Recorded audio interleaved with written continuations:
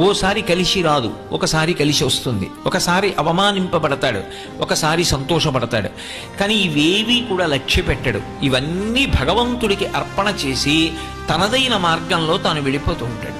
అందుకే ఆయన ఎక్కడున్నాడో అక్కడ శాంతి, ఆయన చుట్టూ ఎవరున్నారో వారికి శాంతి, వారు ఎక్కడ కూర్చున్నారో ఆ ప్రదేశము శాంతియుతంగా ఉంటుంది.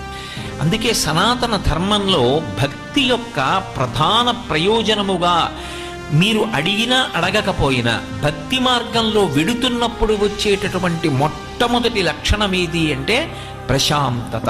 అందుకే మీరు చూడండి, మీరు ఏది ఈశ్వర సంబంధమైన కార్యం చెయ్యండి, ఒక్క విషయాన్నే అడుగుతారు, ఓం శాంతి శాంతి శాంతి, దీని చేత శాంతి కలుగుగాక.